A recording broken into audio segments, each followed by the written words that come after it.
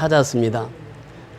또 저기 강원도에서 민정선, 김내근 부부가 오늘 예배를 드리러 여기에 같이 참여했습니다. 우리 이들을 위해서 박수로 환영하고 예배를 드리도록 하십니다. 네. 우리 이동현 청년 나중에 인사 또 하겠습니다. 네. 감사합니다. 하나님께서 우리 교회를 축복하셔서 이렇게 새로운 날들로 인도해 주시는 줄 믿습니다. 우리가 오늘 부른 찬송가 가사처럼 우리가 예수를 증거하려면 성령의 충만함을 받아야 될 줄 믿습니다. 참 피 흘리신 예수의 사랑 안에서 우리가 예수 사랑 없이는 살아갈 수가 없잖아요. 우리는 예수의 사랑을 받았습니다. 그는 우리를 사랑하시되 십자가에 죽기까지 우리를 사랑하셨어요. 그 사랑을 받고 우리는 살아갑니다. 주님의 십자가 따라 생명을 바치겠느냐? 예수님이 나를 위해서 십자가에 죽어주셨습니다. 그렇다고 하면 우리도 주님을 위해서 십자가에 죽겠느냐라고 하는 것이죠. 내가 그리스도와 함께 십자가에 못 박혔나니 그런 적 이제는 내가 산 것이 아니요 오직 내 안에 그리스도께서 사신 것이라. 그렇습니다. 이제는 내가 예수와 함께 죽으면 내 안에 누가 사신다고요? 그리스도께서 사시는 것이에요. 이 소식을 증거하는 것입니다. 구원 복음의 불길 오른다. 다 같이 일어나거라. 영광의 주님의 나라 다 같이 참여하여라. 복음도 다 같이, 영광도 다 같이 참여해야 될 줄 믿습니다. 참 들려오는 구원의 큰 종소리에 복음을 전파하려면 희생을 각오하느냐. 이 복음을 전파하려면 희생이 뒤따른다고 하는 것이죠. 구원은 성도들의 것, 진리로 거두리로다. 우리는 천국에 가서 영생의 꽃이 되리라. 우리는 영생의 꽃이 되어서 이 땅에서 또 천국에서 영원한 삶을 누리게 될 줄 믿습니다. 그래서 우리는 하루하루의 삶이 얼마나 소중한지 몰라요. 하나님께서 오늘이라고 하는 시간을 주었습니다. 우리가 내일도 있고 어제도 있습니다. 어제는 지나간 것이고 내일은 다가오지 않는 시간이에요. 그러니까 오늘이 참 중요합니다. 오늘 이 시간이 제일 중요해요. 오늘 이 시간 여러분 옆에 앉아있는 분이 제일 중요한 사람입니다. 그래서 오늘 은혜 받고 오늘 성령 충만 받아서 이제 복음을 땅끝까지 전파하는 저와 여러분이 다 될 수 있기를 주의 이름으로 축원을 드립니다. 우리가 12월이 되면은 크리스마스 성탄절을 생각하게 됩니다. 성탄절 하면은 누가 탄생한 날이죠? 예수님이 탄생한 날이에요. 그래서 예수님의 탄생의 기사에 대해서 공관복음서에서 또 요한복음에서 다 같이 기록하고 있습니다. 마태의 기록을 보면 이렇습니다. 마태 보면 이 1장 18절 이하에 보면 예수 그리스도의 나심은 이러하니라. 그의 어머니 마리아가 요셉과 약혼하고 동거하기 전에 성령으로 잉태된 것이 나타났더니 그의 남편 요셉은 의로운 사람이라 그를 드러내지 아니하고 가만히 끊고자 하여 이 일을 생각할 때에 주의 사자가 현명하여 이르되 다윗의 자손 요셉아 내 아내 마리아 데려오기를 무서워하지 말라. 그에게 잉태된 자는 성령으로 된 것이라. 아들 낳으린 이름을 예수라 하라. 이는 그가 자기 백성을 그들의 죄에서 구원할 자이심이라 하니라. 이 모든 일이 된 것을 주께서 선지자로 하신 말씀을 이루려 하심이니 이르시되 보라 처녀가 잉태하여 그 아들을 낳을 것이요 그의 이름은 임마누엘이라 하리라 하셨으니 이를 번역한 즉 하나님이 우리와 함께 계시다 함이라. 아멘. 여기서 보면 이제 특징이 나오는데요. 이 성령에 대해서 여러 번 강조를 합니다. 예수님은 누구로 잉태했다고요? 성령으로 말미암아 잉태했다는 거예요. 근데 그 예수의 어머니는 누구라고요? 처녀라고 합니다. 처녀가 잉태하여 그렇게 표현합니다. 여기서는 이 처녀라고 나오지만 원문에 보면 그 처녀입니다. The virgin 이렇게 표현해요. 영어 성경에도 보면 the virgin. 그러니까 그 처녀예요. 그 처녀, 딱 처녀들이 많지만은 마리아라고 하는 그 처녀. 그 처녀를 통해서 성령이 잉태케 하셨다고 하는 것이에요. 그러면서 그때 남편은 이 약혼을 한 관계니까 남편인 요셉에게 성령이 음성을 들려주십니다. 내 아내 데려오기를 무서워하지 말라 그래. 두려워하지 말라. 이는 성령으로 잉태된 자니라 이렇게 말씀하십니다. 그러니까 예수님은 성령으로 잉태되어서 이 땅에 탄생하신 분이라는 거예요. 그러니까 이 누가복음에 보면 그런 말씀을 하시고 있습니다. 성령이 내게 임하시고 극히 높으신 이의 능력이 너를 덮으리니 이름으로 나실 바 거룩한 자는 하나님의 아들이라 일컬으리라. 그러면서 성령의 잉태를 말씀하시는데 이 계집종 마리아가 그렇게 대답을 합니다. 하나님이 하시는 일인데 제가 어떻게 합니까? 그러면서 주여 계집종이오니 말씀대로 내게 이루어지리라. 그래서 마리아의 신앙은 대단한 신앙입니다. 여러분, 처녀가 잉태되었다. 그 당시는 처녀가 잉태하면 돌에 맞아 죽습니다. 그리고 처녀가 잉태된다고 하는 것은 자기 일생을 다 바치는 거예요. 그러니까 자기가 잉태했는데 다른 남편을 얻을 수가 없단 말이죠. 평생 이제 자기는 그 잉태했으니까 그 자기 몸을 다 바쳐야 됩니다. 그 마리아 신앙이 보통 신앙이 아니란 말이죠. 그래서 마리아가 그런 고백을 해요. 주여 계집종이오니 주의 뜻대로 이루소서. 그러면서 자기 몸을 다 바칩니다. 얼마나 훌륭한 신앙입니까? 그런데 더 훌륭한 신앙은 누구냐? 요셉이라고 그래요. 요셉은 그걸 알고 있습니다. 지금 이 처녀가 잉태했다고 하는 소식을 들으면은 이제 죽어야 되는 거예요. 그러니까 자기가 마리아를 내주면은 마리아는 죽게 됩니다. 그런데 요셉은 그것을 다 알면서 이 성령의 지시함을 받습니다. 그래, 내 안에 마리아는 성령으로 잉태된 것이지. 그러면서 그 요셉이 받아들여요. 어떤 신학자들은 그렇게 얘기합니다. 마리아 신앙이 훌륭하지만 더 훌륭한 사람은 누구라? 요셉이라 그렇게 표현을 합니다. 요셉은요, 정말 자기 부인이 잉태해가지고 왔는데 그 부인을 맞이한다고 하는 것은 이거 보통 신앙 아니면 할 수 없는 것이에요. 우리 남자들 여기 많이 있습니다만 자기 부인이 밖에 가서 임신해가지고 와보세요. 누가 받아들이겠어요? 근데 요셉은 그걸 받아들여요. 그래서 요셉의 신앙, 마리아의 신앙을 통해서 결국 예수님이 이 땅에 탄생하게 되는 것입니다. 근데 우리가 조금 전에 찬송을 했잖아요. 성령의 불이 임하여 온 천하에 다니면서 복음을 전한다는 거예요. 그래서 성령은 예수님을 잉태케 하셨고, 성령은 예수님이 십자가의 죽으심에 함께 하셨고, 성령은 예수님이 부활하심에 함께 하셨고, 예수님이 승천하실 때도 성령이 함께 하시는 줄 믿습니다. 그래서 오늘날 우리가 예수에 대해서 말씀을 나눌 때에 이제 사복음서에는 예수님에 대해서 누가복음, 마태복음, 또 마가복음 다 예수님에 대해서 그 탄생의 기사를 길게 적고 있습니다. 근데 요한복음은요, 딱 보세요. 오늘 요한복음 1장 14절 딱 한 절로서 이 말씀을 하십니다. 오늘 본문 요한복음 1장 14절 다 같이 읽습니다. 시작. 말씀이 육신이 되어 우리 가운데 거하심에 우리가 그의 영광을 보니 아버지의 독생자요 영광이요 은혜와 진리가 충만하더라.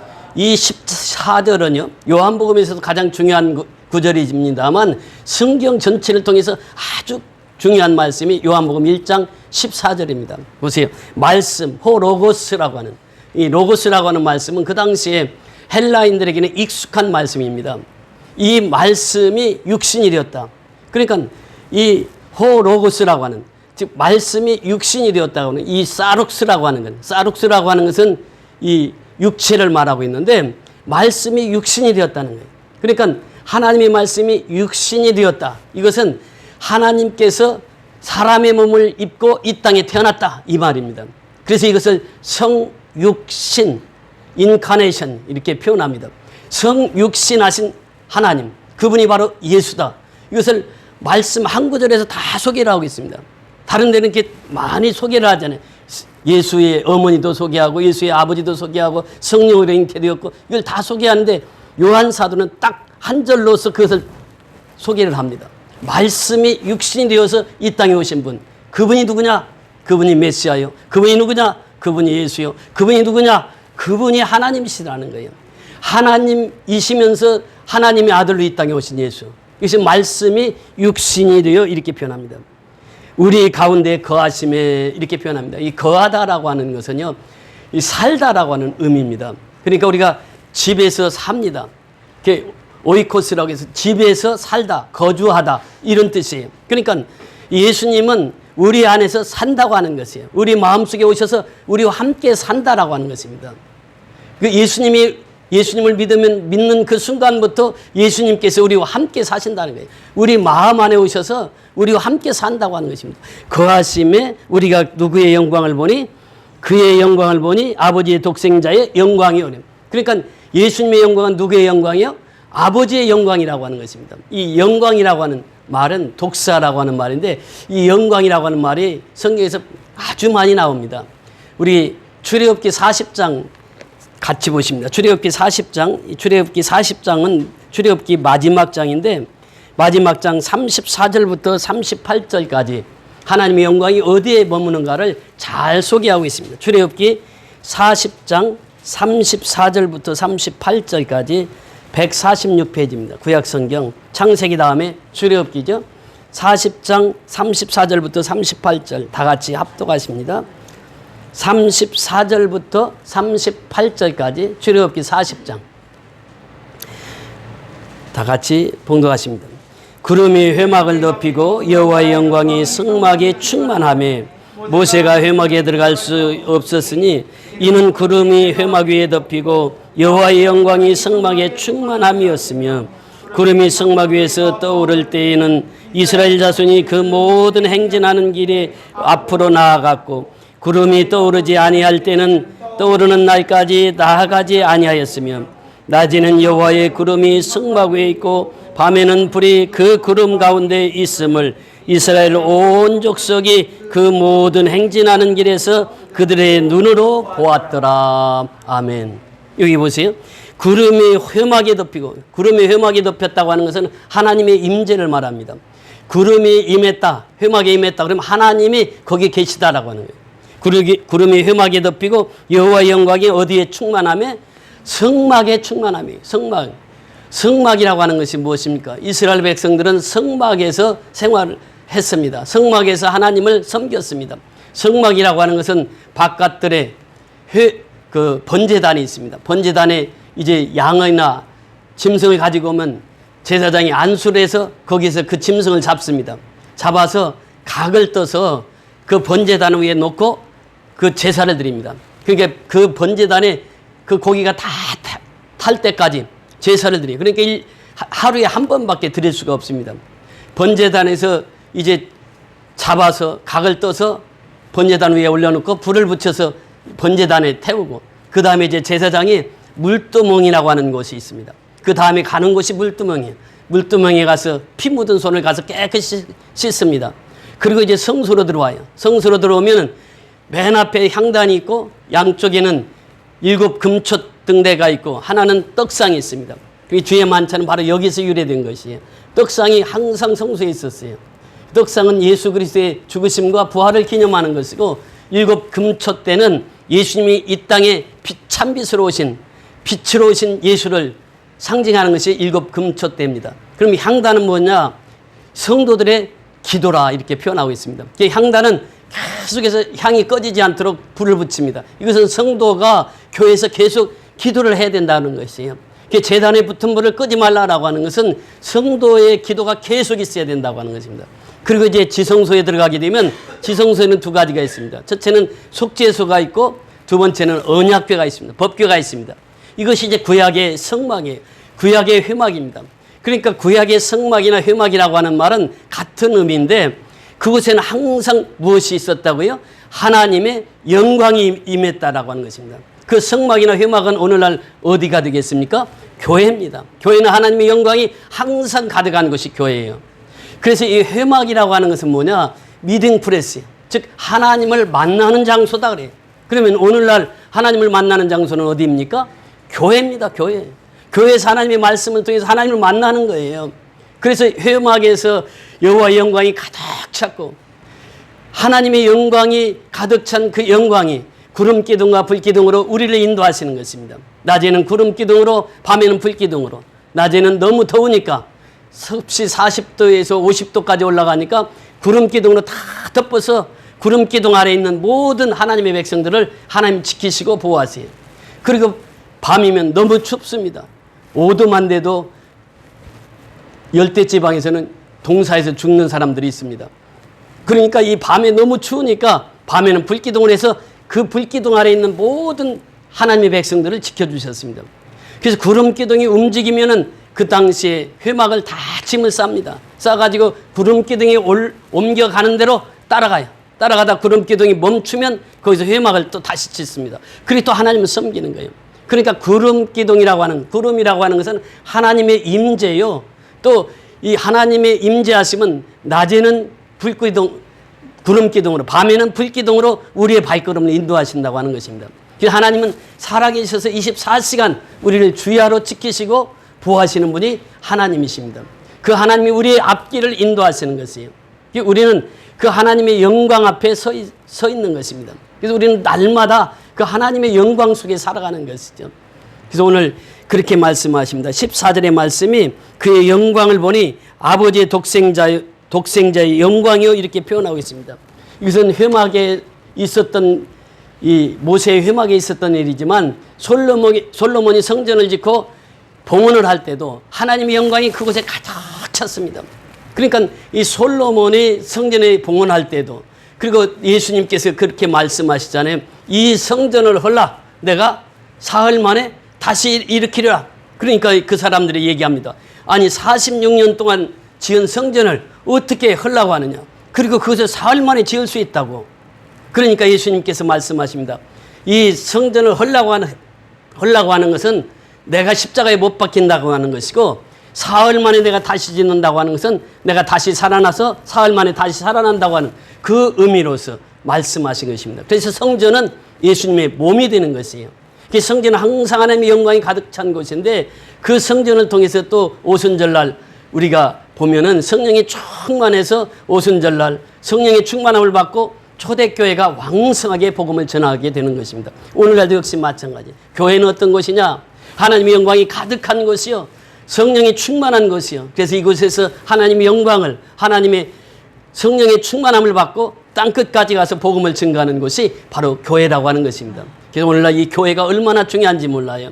그 교회는 하나님의 영광이 가득한 곳이요. 또 그렇게 말씀하십니다.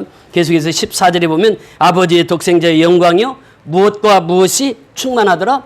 은혜와 진리가 충만하더라 그래요. 여러분 그렇습니다. 우리는 은혜 없이는 하루도 살아갈 수가 없어요. 여러분 숨 쉬는 거 보세요. 공기가 있기 때문에 숨을 쉬어요. 공기는 누가 주셨어요? 하나님이 주셨어요. 그러니까 하나님의 은혜가 없이는 우리는 하루도 살아갈 수가 없습니다. 이것이 인생이에요. 그러니까 하나님의 은혜를 받아야 돼요.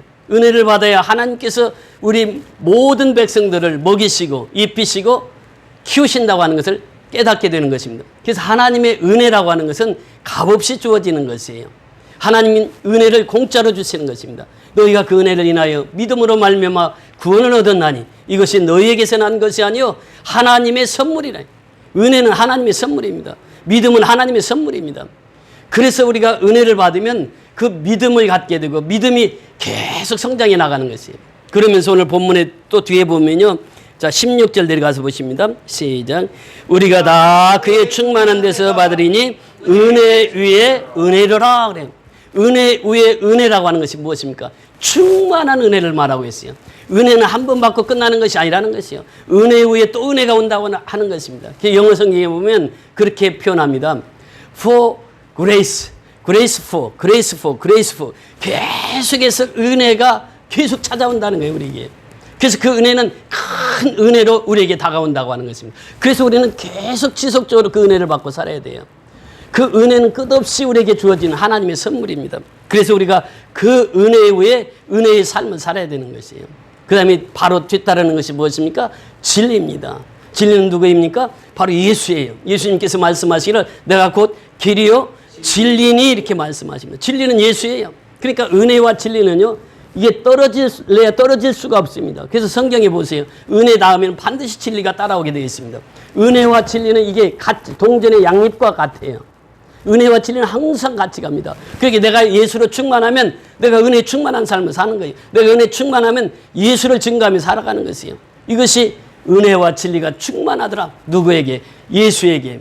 그러니까 말씀이 육신이 되어서 이 땅에 오신 그 예수가 영광이 가득 찬 모습으로 그리고 은혜와 진리가 충만해서 이 땅에 오셨다. 이것이 요한복음에서 보면 딱 한 줄로 이 예수님의 탄생을 말하고 있습니다. 요한은 어떤 사도라고 했습니까? 요한은 제일 오래 산 사도예요. 90 넘게 살았어요. 그 당시에 평균 나이가 40입니다. 보통 사람 2배를 살았어요. 90 넘어서 이 요한복음을 기록합니다. 밤모습에서 그 환상을 보면서 기록하는데 요한 할아버지가 그 공관복음서에서 예수님의 탄생 기사를 그렇게 길게 적고 있지만 요한은 딱 한 절로 말씀이 육신이 되어 우리 가운데 거하심에 그렇게 말씀 한마디로 딱 정리를 합니다. 예수님의 탄생 자체를. 그래서 우리는 말씀이 육신이 되어서 이 땅에 오신 예수 그분이 나를 구원하시기 위해서 이 땅에 오셨고 나를 구원하시기 위해서 십자가에 죽으셨고 그분은 사흘 만에 부활하셔서 우리에게 부활의 생명을 주시고 그리고 그 피값으로 우리 한 사람 한 사람을 사주셨고 주의 몸된 교회를 예수님의 피값으로 사신 것입니다. 그래서 예수님의 피값이 교회예요. 교회는 바로 예수님의 피값으로 세워진 곳입니다. 그러니까 하나님의 영광이 가득 찬 곳이에요.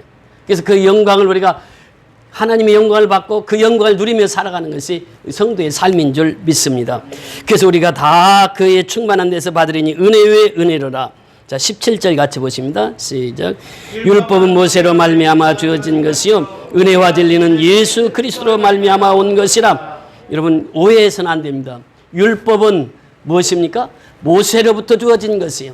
여러분 모세가 율법을 얻을 때, 즉 십계명을 받을 때 어떤 역사가 일어났습니까? 그 예수님이 그 모세가 시내산에서 십계명을 받아가지고 내려올 때 그 모세의 얼굴에 무엇의 영광이 가득 찼다고 그랬죠? 하나님의 영광이 광채가 가득 찼다. 그 사람들이 모세의 얼굴을 바라보지를 못할 정도로 그렇게 해서 이제 십계명을 받습니다. 십계명이 바로 율법의 근간이에요. 근데 십계명을 다시 요약하면 무슨 계명이 된다고 그랬죠? 세 계명이 됩니다. 하나님을 사랑하고 내 이웃을 내 몸과 같이 사랑하라고 하는 예수님의 세 계명이요. 세 계명은 무엇의 그림자입니까? 십자가의 그림자입니다. 그러니까 율법을 예수님은 완성하러 오신 분이에요. 그러니까 율법의 완성자는 예수밖에 없단 말이죠. 예수님이 오심으로 율법을 완성하셨어요. 율법은 누구로부터? 모세로부터 왔단 말이죠. 근데 은혜와 진리는 누구로부터? 예수로 말미암아 온 것이다. 율법의 완성자이신 예수가 은혜와 진리로 이 땅에 오셨다. 이것을 우리에게 말씀해 주시고 있습니다. 자, 18절 내려가서 보십니다. 18절 시작. 본래 하나님을 본 사람이 없으되 아버지 품속에 있는 독생하신 하나님이 나타내셨느니라. 그렇습니다. 왜 하나님을 본 사람이 없었습니까? 하나님을 보게 되면은 죽습니다. 하나님을 볼 수가 없었어요. 그래서 하나님을 보여달라고 하니까 하나님이 내 얼굴을 보면 네가 죽으니까 하나님이 뒤에 뒷모습만 보여준 것이 구약에 나타납니다. 하나님의 얼굴을 직접 대면해서 볼 수가 없어요. 그런데 예수가 누구냐? 그 하나님의 본체시라는 거예요. 예수가 하나님이시라고 하는 선언이 바로 또 여기서 18절에서 또 나옵니다.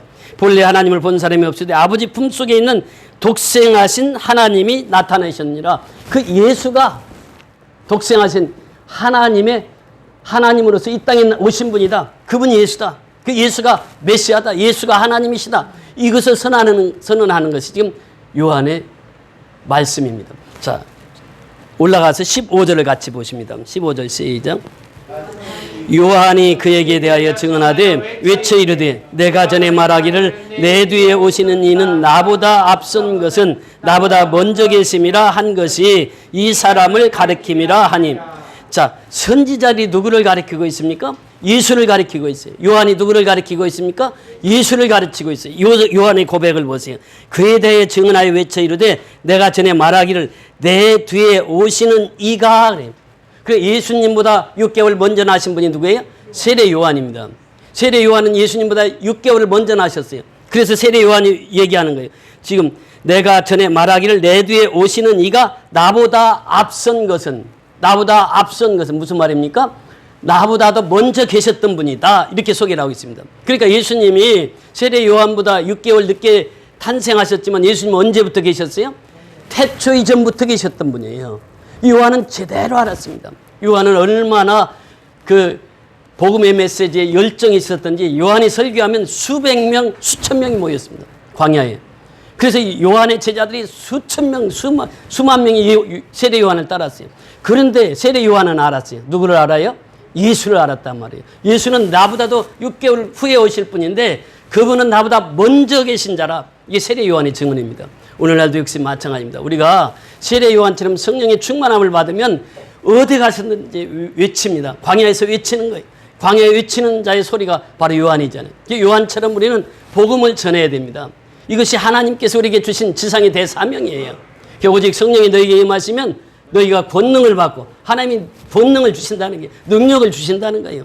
그래서 예루살렘부터 시작해서 온 유대와 사마리아와 땅끝까지 이르러 내 증인이 되리라 말씀하십니다. 베드로 사도를 통해서 우리에게 말씀해 주시기를 너희는 택하신 족속이요. 누구에게? 하나님에게 택하신 족속이요. 왕같은 제사장들이요. 그러니까 우리 한 사람 한 사람이 왕 같은 제사장들이라는 거예요. 하나님께서 우리에게 베드로 사도를 통해서 우리에게 말씀하시는 거예요. 거룩한 나라요. 그러니까 우리는 거룩한 백성이 되고 거룩한 나라라고 이렇게 표현하고 있습니다. 그러면서 그의 소유된 백성이니 누구에게 소유된 백성이요? 하나님께 소유된 백성이요. 우리는 하나님께 소유된 백성입니다. 이는 너희를 어두운 데서 불러내어 그의 귀한 빛에 들어가게 하신 이의 아름다운 덕을 선포하게 하려 하심이라 그래요. 그러니까 어두운 가운데서 세상에서 코스모스라는 이 세상이 어두운 곳에서 불러내서 빛의 귀한 빛에 들어가기 위함이라. 그래서 너희들은 아름다운 덕을 선전하기 위함이라 이렇게 말씀하십니다. 우리를 부르신 목적이 있어요. 왜 하나님 우리를 어둠에서 불러냈습니까? 왜 미얀마의 그 지교의 성도들을 어둠에서 불러냈습니까? 그들을 불러내서 이 복음의 아름다운 덕을 선전하기 위해서 불러냈다는 것이에요. 지금 오늘 예정대로라고 하면 오늘 설교를 끝나고 이제 공항 인천 공항에 가서 미얀마를 가야 되는 날입니다. 근데 지금 미얀마가 지금 어떤 사태에 있느냐? 젊은이들이 집 밖에만 나오면 무조건 그 구테타군이 붙들어가는 거예요. 붙들어가서 군복을 입혀. 그래가지고 총 주고 가 싸우라는 거예요. 그리고 이제 돈 주면은 빼내오고. 그러면서 외국인들은 잡아가지고 구테타군들이 인질로 삼는다는 거예요. 그거 이제 그 기사에 나온 내용인데 외국인들을 잡아가지고 구테타군들이 잡아가지고 지금 구테타군들이 계속 저 산간지방에 밀리고 있습니다. 지금 10개 대도시를 지금 시민군들이 다 점령을 했어요. 그리고 중국 북경에는 지금 시민군들이 계속 구테타군들을 섬멸하고 있습니다. 그래서 구테타군이 막 일개 중돼가지고 하루에 그런 상황이라. 그래서 이 시민군들이 계속해서 지금 양곤에까지 진격하려고 지금 그렇게 하고 있다는 거예요. 그러니까 집 밖에를 못 나가는 거예요. 집 밖에 나가면은 잡아서 그냥 군복 입혀버리니까. 그러니까 우리 경일로카 같은 경우도 오토바이를 2번이나 빼앗겼잖아요. 오토바이 타고 가면 오토바이를 딱 뺏어가지고 2주 안에 돈 얼만큼 가지고 와. 그래서 돈을 못 가지고 오면 그 오토바이를 팔아. 그래서 그 구테타군이 쓴단 말이에요. 구테타군이 지금 돈이 하나도 없어가지고 월급을 못 준다고 합니다. 그래서 구테타군들에게 주어진 것은 총하고 실탄이에요. 그러니까 너희들이 총하고 실탄을 줬으니까 알아서 먹고 살아라. 그래서 지나가는 오토바이 뺏어가지고 시민들, 양민들 돈 뺏어가지고 그렇게 사는 게 지금 미얀마입니다. 그래서 그 상황이 너무 지금 심각해서 3월 3일로 이제 연기를 했는데 사실 우리가 계속 기도해야 돼요. 지금 이번 달이 제일 위험한 달입니다. 그래서 지금 양곤에서는 우리 성도들도 주일날 예배 드리는 거 보세요. 그런데 그렇게 많은 성도들이 나와서 주일날 생명을 걸고 나오거든요. 이 사람들이 예배 드리러 나올 때는 정말 목숨 걸고 나오는 거예요. 근데 가창교회 같은 경우는 지금도 100여 명씩 모여서 예배를 드리잖아요. 사실 지금 구테타군은 5명 이상 모이지 못하게 하는 거예요. 그런데 지금 그렇게 모이고 있습니다. 위험한 가운데서도 그렇게 생명을 걸고 나와서 예배를 드려요. 우리가 지금 계속해서 미얀마 선교하는데 그 선교의 빛들이 지금 나타나고 있는 거예요. 그분들은 생명을 내가 죽어도 교회 가서 예배를 드리겠다는 거예요. 그러니까 여러분들 감기 걸렸다고 교회 안 나오는 것은 지금 미얀마 지교의 성도를 생각해야 돼요. 어떻게 감기에 걸렸다고 교회를 안 나옵니까? 그 사람들은 내가 죽느냐 사느냐 가지고 지금 예배를 드리고 있는데 그래서 우리가 이 아름다운 덕을 선전하기 위해서 하나님께서 우리 한 사람 한 사람을 불러주셨다고 하는 것이에요. 그래서 우리는 그 사실을 전파해야 돼요. 말씀이 육신이 되어서. 그러니까 말씀이 육신이 되어서 이 땅에 오신 분. 그분이 누구라고요? 예수라고 하는 거예요. 그래서 요한복음은 말씀을 전부 다 예수로 읽으면은 그 말씀이 우리 가운데 쏙쏙 들어옵니다. 예수가 이 땅에 육신을 입고 오셨는데 그분이 나를 위해서 죽으셨단 말이죠. 십자가에서 죽으시면 내 죄 때문에 죽으셨어요. 그러니까 우리가 바울의 사도 고백처럼 내가 날마다 죽노라고 하는 그 선언이 내 입에서 선포되어야 되고 내가 그렇게 살아야 된다고 하는 거예요. 내가 주님 앞에 내 생명 다 바치고 주님이 원하시는 삶, 아름다운 덕을 땅끝까지 전파하라고 우리를 불러주신 줄 믿습니다. 그 믿음으로 우리는 승리하는 삶을 살아가야 되는 것입니다. 오늘 주신 말씀이 바로 그것입니다. 세례 요한이 증거했던 그 예수. 나보다 뒤에 오시지만 그분은 나보다 먼저 계신 분이고 그분으로 말미암아 온 세계가 구원받을 것이고 그분을 통해서 온 세상은 구원의 역사가 이루어질 것이라고 하는 선언입니다. 그래서 우리는 그 복음을 땅끝까지 전파해서 하나님 앞에 영광 돌리며 살아가는 저와 여러분이 다 될 수 있기를 주의 이름으로 축원을 드립니다.